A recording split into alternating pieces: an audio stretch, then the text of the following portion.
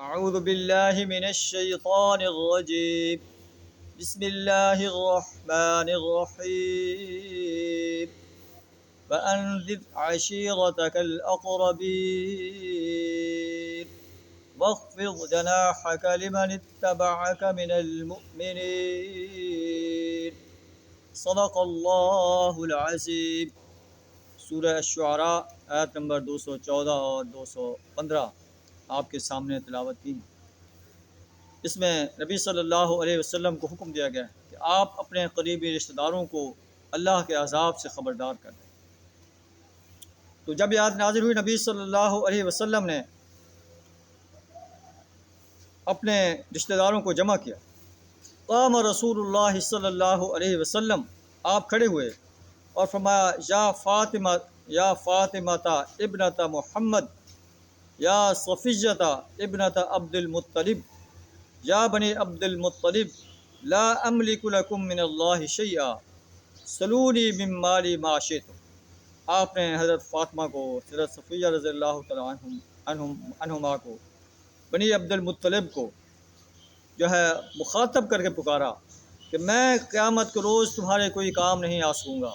سلونی من مالی ما شئتم، میرے مال میں سے جو چاہو تم مجھ سے لے لو، لیکن قیامت کے روز میں تمہارے کوئی کام نہیں آ سکوں گا۔ اللہ کی توحید کو تسلیم کرو، میری رسالت کو تسلیم کرو، یوم حساب پر پختہ یقین کرو۔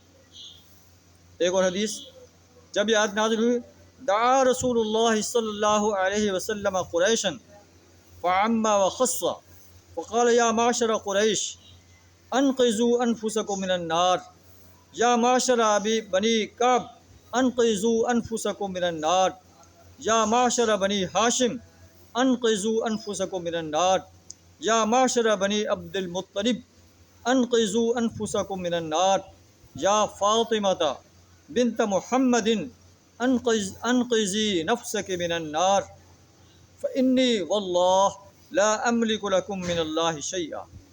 یہ حدیث جو ہے ہمیں خبردار کر رہی ہے کہ اللہ کے نبی صلی اللہ علیہ وسلم اپنے قریبی رشتہ داروں کو، اپنی بیٹی کو، اپنی پھپھی کو، اپنے خاندان کے لوگوں کو جمع کر کے کہہ رہے ہیں کہ اللہ کی وحدانیت پر ایمان رکھو، میری رسالت پر ایمان رکھو، اللہ نے جو یوم حساب رکھا ہے اس پر پختہ یقین رکھو، اپنے آپ کو اللہ کے آگے جھکا دو، اسی کی پرستش کرو، اسی کی بندگی اور غلامی اختیار کرو، اسی کی اطاعت کرو، اسی کی حاکمیت کو تسلیم کرو، اسی کی حاکمیت کو قائم کرنے کے لیے اپنا کردار ادا کرو۔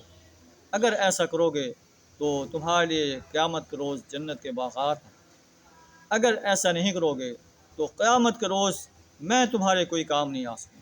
انی لا املک لکم من اللہ شیئا، قیامت کے روز میرا رشتہ تمہارے کوئی کام نہیں آئے گا، میرا باپ ہونا، میرا بھائی ہونا، میرا بھتیجا ہونا تمہارے کوئی کام نہیں آئے گا۔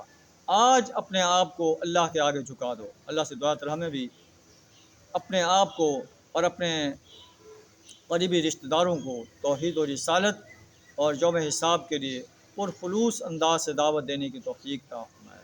اپنے آپ کو اور اپنے اہل و عیال کو جہنم کی آگ سے بچنے کے لیے پکا سچا مومن بننے کی توفیق عطا فرمائے۔